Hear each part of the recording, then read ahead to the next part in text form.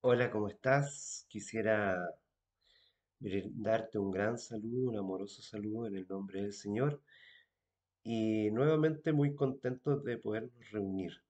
Te saludo en el nombre del Señor, gracia y paz como acostumbramos a decir.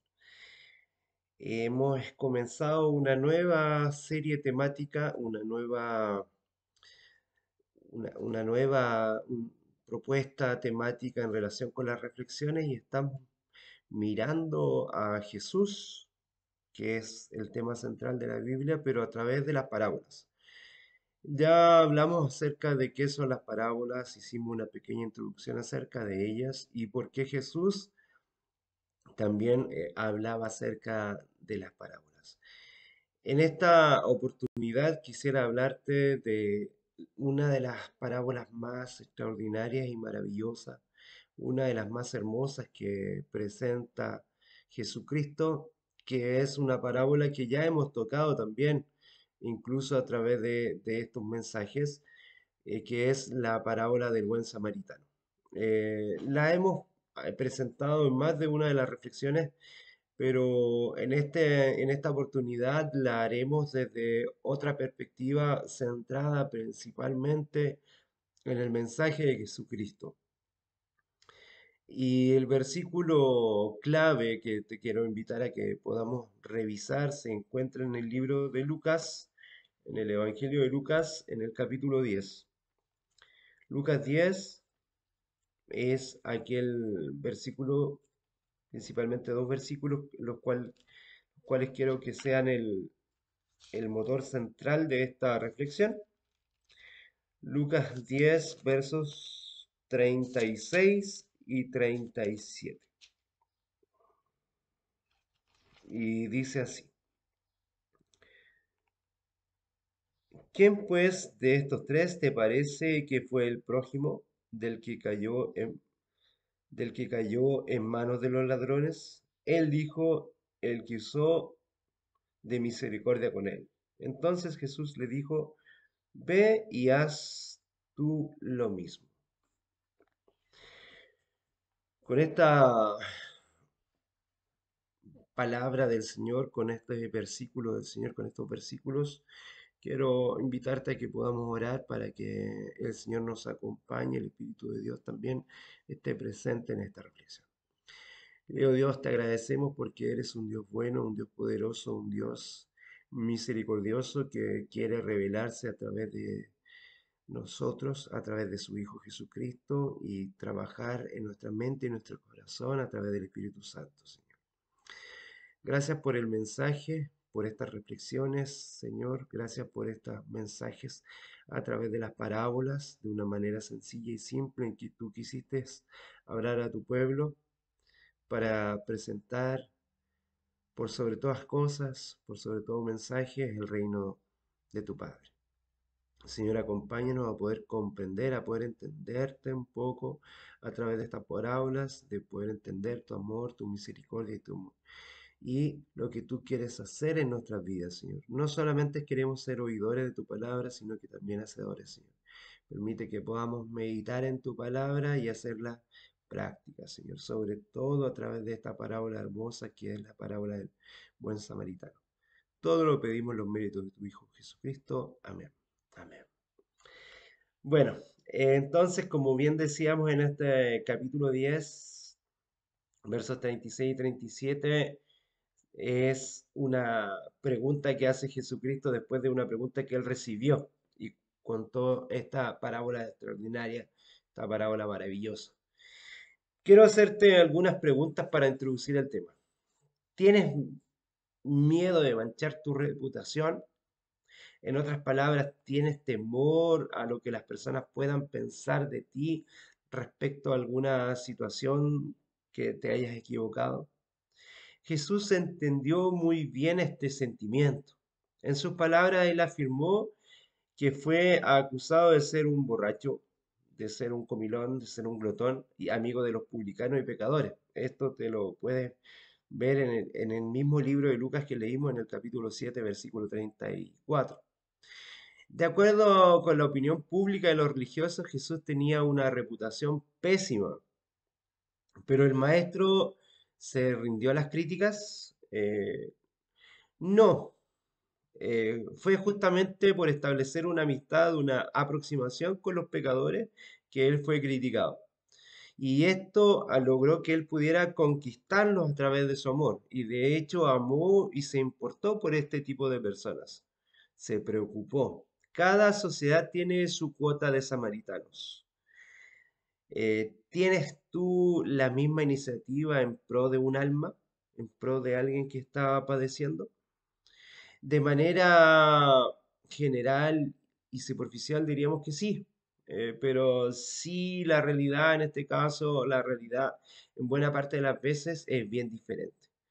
En este texto de hoy nos viene a desafiar a amar a otros y a sentir compasión por los que juzgamos de no ser dignos de compasión y amor, los que a lo mejor podríamos considerar como nuestros enemigos. Judíos y samaritanos no se llevaban en ese tiempo. Nosotros vivimos en una sociedad sudamericana donde los países limítrofes muchas veces, por más parecido que tengan entre ellos, no se llevan o no nos llevamos eh, o, o nos consideramos diferentes y nos cuesta. Y el Señor nos invita a traspasar esas fronteras con el amor que Él nos propone. Mucho más de que en este sentido, de que nosotros miremos a aquellos que por lo general juzgamos y miramos sin compasión y sin amor, Jesús nos invita a que nosotros nos acerquemos. Él desea saber lo que nosotros tengamos una proximidad hacia el próximo, hacia el prójimo y a aquellos que también están heridos, están perdidos, están botados en algún lugar en el camino. Vamos a primero que nada mirar el contexto antes de la parábola. El texto comienza con la nota levantada por el evangelista Lucas, el cual apuntó a la verdadera intención de la pregunta hecha por un intérprete de la ley o un doctor de la ley. Esto fue interesante. Ciertamente, cierto joven rico hizo la misma pregunta en un capítulo más adelante, Lucas 18, ah, perdón, en 8 capítulos más adelante, en Lucas 18, eh, versículo 18 al 23 surge esta pregunta de un joven rico. Y eso revela lo importante que era el asunto sobre la vida eterna en la comunidad judía. Estaba este tema. Jesús le dice a este joven y le presenta los mandamientos y le dice lo que tiene que hacer. Pero en el caso anterior de Lucas, que vimos, había otro deseo, otro interés de este doctor en la ley que se levantó y le pregunta qué puede hacer para heredar la vida eterna. Y Jesús le responde y le dice, ¿qué está escrito en la ley? ¿Cómo lees? Y responde muy similar, amarás a Dios con todo tu corazón, con toda tu alma y con toda tu fuerza y con toda tu mente y a tu prójimo como a ti mismo. El resumen de la ley. Pero a pesar de tener la mirada al resumen de la ley, estaba muy lejos de esa situación y no era capaz de identificar quién era su próximo, quién era su prójimo. Si era tan común, entonces, ¿por qué debatir? Esto tomó mucha relevancia en los diálogos de Jesús con algunos estudiosos de la Torá. Quien se posicionaba delante de la ley como justo estaba acostumbrado a mantener el foco en la lista de procedimientos legales que debían cumplir y que ellos pensaban que a través de eso tendrían esta recompensa de la vida eterna. Jesús, primero en este caso, es puesto a prueba por este intérprete de la ley para ver, fue una especie de tentación. El test que a Jesús fue sujeto es saber de él, en el fondo, de él como un rabino, cuál era su posición, cuál era la relación de hechos que podrían haber mirado a una persona justa para poder entrar a la vida eterna. Los intérpretes de la ley no solamente eran habilidosos con relación a la ley escrita, también con la mirada puesta en una ley oral, como la tradición oral, que había ganado amplitud a lo largo del tiempo, a través de los comentarios, de la interpretación, de la escritura, y de esto instigaban a variadas discusiones para mirar en los versos de la Biblia y encontrar el conocimiento a través de la vida práctica de la fe judaica. El intérprete de la ley de este versículo bíblico quería saber hacia dónde iba la sabiduría rabínica de Jesús, hacia dónde apuntaría. Descubriremos a lo largo de esta reflexión que mucho más que hacer un test, el doctor de la ley lo que quería era justificarse. Lo que él quería era justificar sus acciones. Jesús pone al maestro de la ley a prueba. Aquí se da vuelta ingeniosamente. Jesús, en vez de responder inmediatamente a la pregunta, Jesús hizo una contrapregunta. El método de Jesús es cuando le venía una pregunta, él podía preguntar con otra pregunta para hacer una contraargumentación. Y le hizo una pregunta al intérprete de la ley. Y esta desencadenó una graduación fantástica en su pensamiento. Jesús estaba interesado en oír la opinión de este indagador, de este personaje. La pregunta que hizo el intérprete fue, Maestro, ¿qué haré para heredar la vida eterna? He aquí lo que se estaba levantando.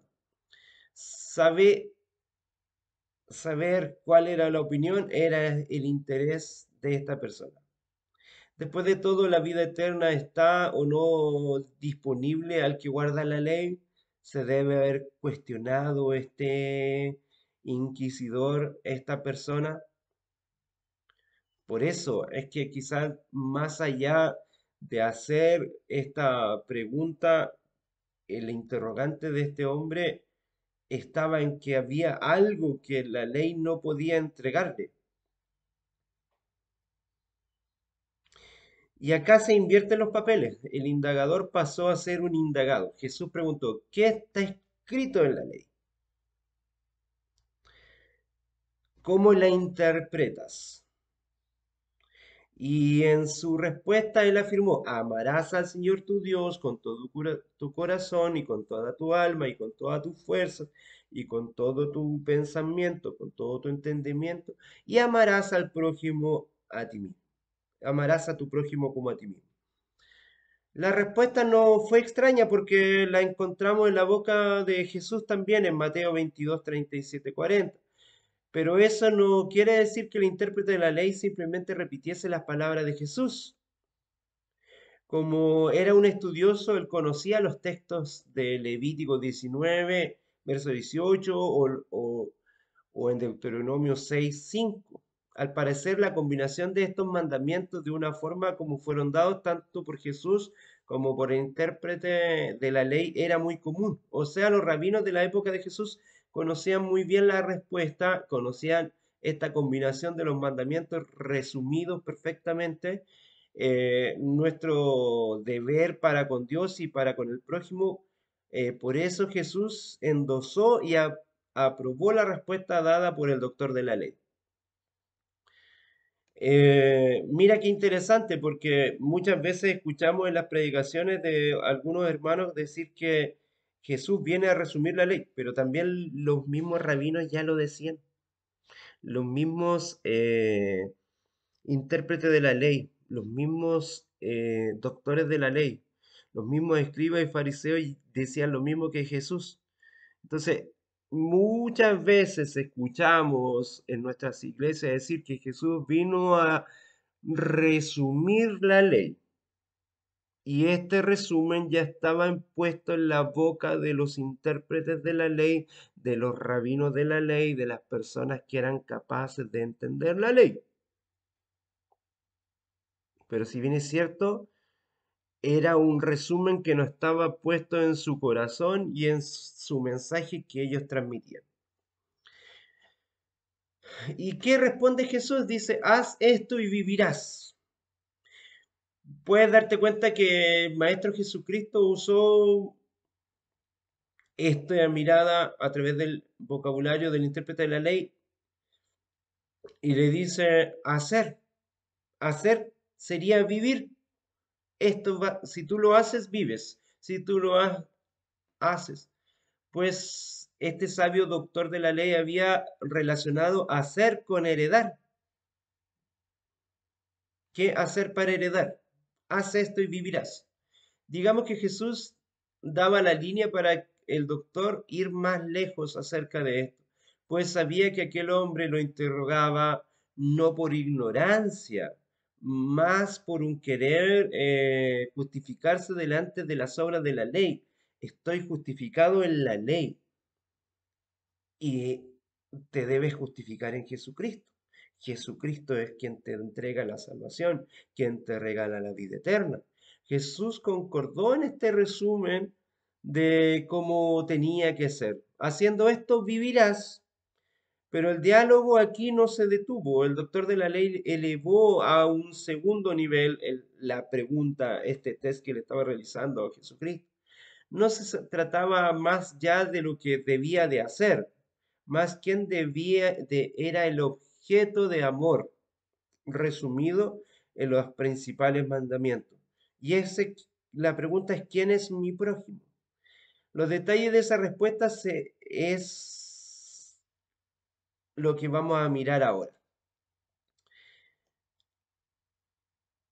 Quizás para un judío común en esta parábola la respuesta era el prójimo era uno de su cultura.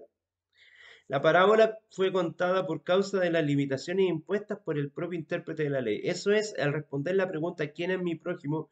Él sabía muy bien de quién se hablaba. El judío tenía su lista de prójimos. El judío vivía en un círculo, el centro era el mismo, cercado por sus parientes más próximos, entonces por otros parientes y finalmente por un círculo de aquellos que proclamaban descendencia judaica y que se habían convertido al judaísmo, en los prosélitos. Hasta ahí se extendía el amor. La palabra prójimo tenía un sentido de recíproco, de reciprocidad. Él es mi hermano y yo soy tu hermano, o yo soy el hermano de él. Así se cerraba un círculo de egocentrismo y etnocentrismo. O sea, esta etnia judía era la que se amaba a sí mismo. Sus líneas habían sido cuidadosamente trazadas a fin de asegurar el bienestar de los que estaban dentro de este círculo de confianza, de este círculo familiar, de este círculo étnico. Hasta ahí llegaba el mensaje y estaba asegurado y negar ayuda a los que estaban fuera de esta línea, de este círculo. El texto de Levítico 19-18 parecía apuntar para ese círculo étnico, pues dice los hijos de tu pueblo. Notemos una vez que la pregunta del doctor de la ley no fue hecha por ignorancia, pero sí por querer saber la opinión de Jesús sobre este asunto. Tal vez porque veía que Jesús se movía en otros círculos, expandió su círculo no eran solamente el grupo de los 12, no era solamente el grupo de los 70, sino que el círculo era un círculo tremendo y que Jesús recorría las ciudades, recorría otros lugares, recorría otras ciudades hablando en el idioma de estas ciudades, hablando en el arameo, que era propio de los sirios y de los asirios, de los filisteos que también hablaban el arameo. Mira hasta dónde se extiende el Señor, hasta dónde es capaz de cruzar la línea de este círculo de confianza. También para buscar una falta. Quería saber si él el Señor Jesús desentonaría un consenso rabínico dominante. El estudioso propuso y procuró justificarse muy similar al joven rico de 8 capítulos más adelante. Deseaba una lista. El joven quería una lista de los mandamientos y el doctor de la ley una relación de quién era su prójimo. Sin embargo, en vez de darle una lista, Jesús presentó una de las más elaboradas parábolas de toda la escritura. Primero presenta un contexto. El contexto es el lugar que más de alguna vez hemos hablado acá en estas reflexiones de que del camino de Jerusalén a Jericó. Había un camino recto el cual un judío podía trazar, lo mismo para un samaritano, pero estos ambos daban una vuelta, un camino más largo para no pasar entre ellos y sí pasar a otras ciudades que fuesen judías, fueran del pueblo de Israel. De Israel a Jericó en este camino se pone un contexto de un asalto y una golpiza. La parábola del buen samaritano contiene esta estructura literaria y un peso cultural fantástico. Revela la mente aguda y eficaz y perspicaz de la sabiduría de Jesús al abordar el tema. Se puede mirar desde varias perspectivas con fines didácticos. Detallaremos en 3 momentos grandes escenas demarcadas por este trayecto, por las acciones tomadas de los personajes. En nuestra primera escena, el punto alto de la narrativa de esta eh, parábola es el asalto. Seguido viene una golpiza, a pesar de la identidad étnico-cultural de los personajes que es altamente relevante, Jesús no reveló la identidad del hombre asaltado y golpeado. Mira qué interesante.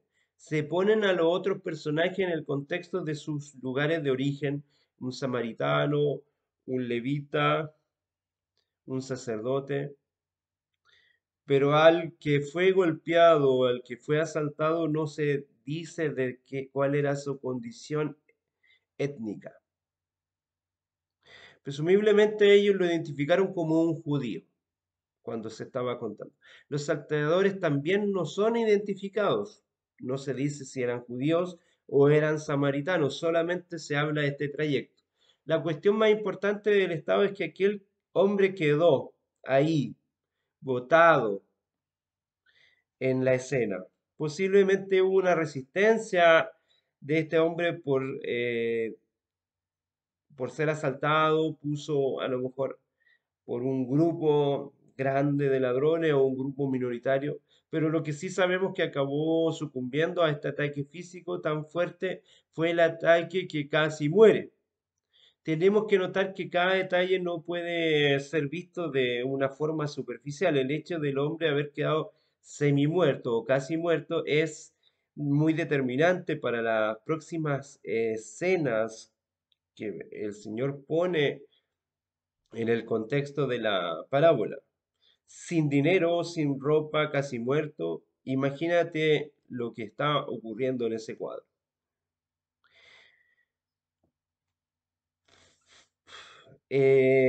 Luego de esto podemos mirar que hay un alto índice de peligrosidad en ese camino, cerca de 25 kilómetros entre Jerusalén y Jericó, el cual el hombre fue asaltado y golpeado. Eso sirvió para mostrar que la parábola contada por Jesús no era fruto de una invención infundada, sino que estaba en un contexto de algo que quizás ocurrió o que podía ocurrir. Él estructuró su forma de tal forma que los oyentes, principalmente el doctor de la ley, no podría objetar de una manera racional. Luego miramos el concepto del alojamiento. En las próximas escenas notamos un patrón que se repite y los individuos pasaron, miraron y siguieron. El sacerdote y el levita actuaron de una forma semejante. Solamente el samaritano que quebró este paradigma, quebró este patrón. Pero antes de llegar a él es necesario detenernos a estos personajes que lo precedieron. Diferente a lo que pasó, Jesús identificó el primer variante post-incidente trágico acontecido en el camino con esta situación de tránsito. Quizás no era de alarmarse por el tránsito una vez que Jericó funcionaba como una especie de ciudad dormitorio para los sacerdotes, por el hecho que descendió de allá un sacerdote que vio al hombre caído y pasó de largo y qué más esperaba que él hiciese. Podría haber pensado o racionalizado el doctor de la ley.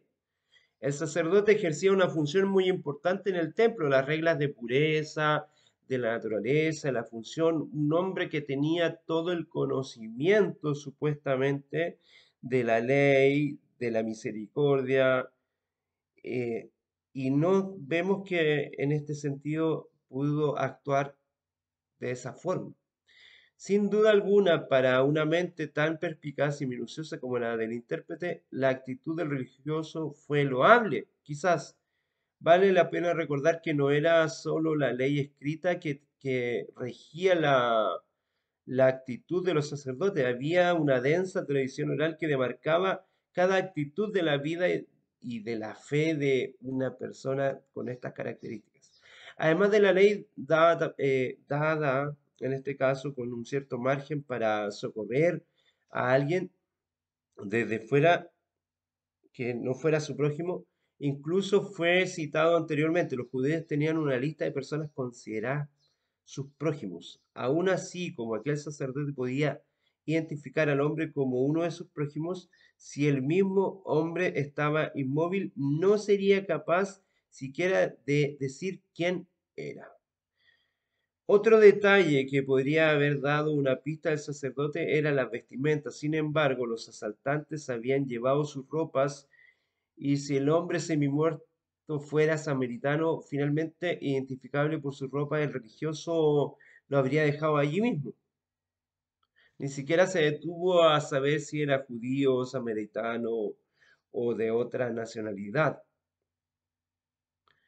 El sacerdote era víctima de un sistema ético teológico que era un libro de reglas, un libro de reglas, la vida de un sistema codificado de hacer y no hacer, como muchas veces nosotros como cristianos estamos puestos en ese paradigma, en esa paradoja, en esa lógica.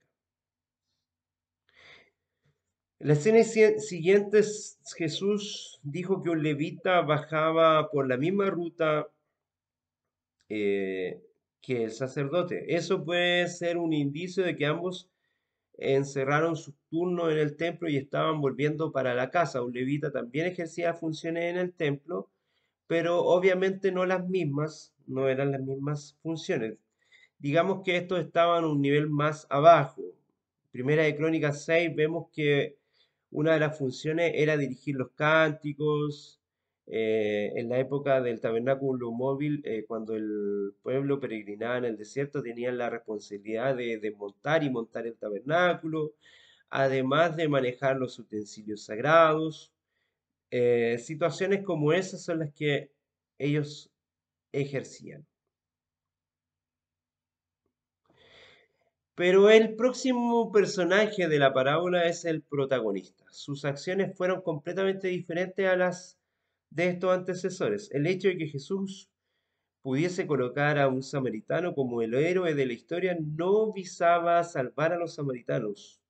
El odio era recíproco.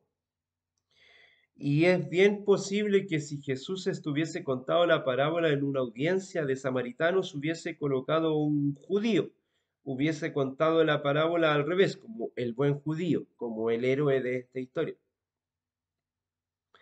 El objetivo de Jesús no era disculpar a una raza o culpar a otra. El ser humano en una condición caída, no importa la raza de la cual se haga parte, en los discursos Jesús prefería usar personajes, lugares, situaciones inesperadas para causar un impacto en la audiencia. A pesar de las disputas entre las razas de los samaritanos también seguían la Torá, los primeros libros de la Biblia, guardaban reglamentos de pureza. Gran parte del problema estaba en el lugar de adoración. Ellos ponían al monte Gerizim como el lugar de adoración y no Jerusalén. De ahí había un tema doctrinal que los separaba. Sin embargo, ellos los mostraban como traidores de la ley, transgresores de la ley.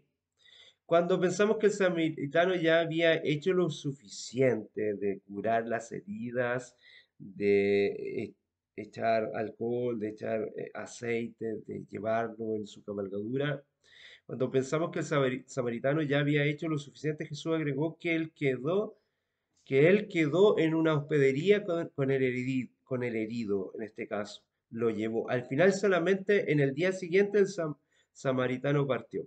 O sea, este samaritano no solamente curó las heridas, no solamente lo cuidó, sino que también estuvo con él en esta hospedería, en esta posada. Y antes dijo, cuídeme, cuídelo, cuídemele. Y todo lo que gaste de más, yo te lo pagaré cuando regrese. Y siguió su viaje. No sabemos cuánto tiempo pasó entre su partida y su retorno por el mismo camino. Él dijo que volvería y pagaría todo lo que esta persona gastase, los adicionales del hospedaje. Esta parábola es tan rica y contagiante que no cometeríamos un pecado si usáramos nuestra imaginación para ir más allá del punto final de la historia.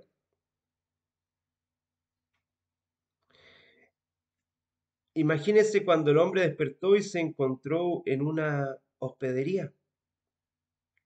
¿Cómo vine a parar aquí? ¿Qué me sucedió? ¿Qué días son estas? ¿Qué me ocurrió? ¿Dónde estoy? Ah, ahora me recuerdo, estaba yendo para mi casa y unos bandidos me atacaron. Esperé ahí, ya no tengo dinero en mis ropas. ¿Cómo voy a hacer para salir de aquí? Si estoy hospedado, ¿cómo pagaré la cuenta? Seguramente la persona que hospedaba tiene que haber dicho, no se preocupe, diría el dueño de ese lugar. Un buen hombre me contó sobre usted y lo cuidó y lo trajo para acá. Y si puede creer, pagó su hospedaje y dijo que si precisamente usted gastaría de más, él pagaría en su retorno. Pagaría en su retorno. Imaginen, imagínate lo que puede haber pensado este hombre. ¿Cuál serían tus preguntas? ¿Tú indagarías el nombre de esa persona? ¿Querías saber? ¿Te preguntaría si era samaritano?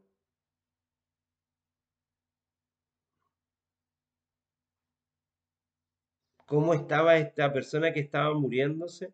Impresionante, ¿no? Esto es un acto de misericordia tremenda. Dejando de lado la imaginación, llevemos a la parte final de la conversación de este doctor de la ley. Después de haber hecho una verdadera reconstitución mental ocasionada por esta historia, el tranquilo doctor fue interrogado por Jesús. ¿Quién pues de estos tres parece que es el prójimo del que cayó en manos de los ladrones? Respondió él a Jesús, el que usó la misericordia con él. Jesús le dice, ve y haz tú lo mismo. ¿Será que el doctor de la ley aún se hallaba como justo? Los requisitos de la ley que pensaba cumplir, que él lo estaba haciendo, que lo estaba viviendo y que se estaba justificando ante el maestro como algo que ya estaba desarrollando. ¿Qué se habrá preguntado? Los requisitos de la ley que pensaba cumplir eran limitados en comparación a lo que Jesús solicitó. Eso es el problema de ser minucioso con el cumplimiento de las reglas. La invitación de Jesús es para que rompamos los límites, de ir más allá del concepto o del encuadre de una regla. La regla es el tema o la ley es más que eso. Lo que no pudo ver este hombre era que estaba todo centrado en el amor a Dios sobre todas las cosas y en el amor al prójimo como a uno mismo. La interpretación de Jesús estaba puesta en el amor de Dios y el amor al prójimo no invalidó la ley, porque frente a todas las cosas, en el amor no hay ley. La nueva pregunta que podría surgir en la mente de este doctor de la ley era, ¿de quién me debo yo tomar como prójimo?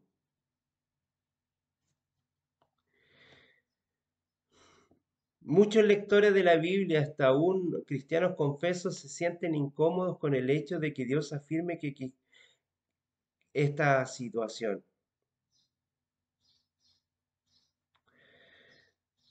Es hermosa esta parábola del Señor cuando menciona y cuando Él se muestra como este buen samaritano que es capaz de curar las heridas, ponerte en una cabalgadura, llevarte a una espadería para que te cuiden, para que curen tus heridas, y que además de pasar un tiempo contigo, te deja en un lugar de cuidado y te dice, volveré por ti y pagaré por todo lo que gastes de más. Que el Señor te acompañe, que puedas ver a tu prójimo, que puedas ver a aquel que te parece tu enemigo, que te parece alguien diferente, que te parece alguien que no merece la gracia del Señor y puedas amarlo con todo el corazón como lo hizo Cristo. Que el Señor te bendiga grandemente y que puedas estudiar esta parábola y sacar todo el extracto de la enseñanza para que sea vívida en ti. Que puedas mirar al prójimo como a ti mismo y que seas capaz de ir más allá de este círculo de amor que tú tienes entre tu familia, tus familiares, las personas cercanas, tu lengua materna, tu, tu ideología política, tus personas que te parecen cercanas y trasciende más allá e incluso a amar a tu enemigo. Que el Señor te bendiga grandemente. Gracias y paz.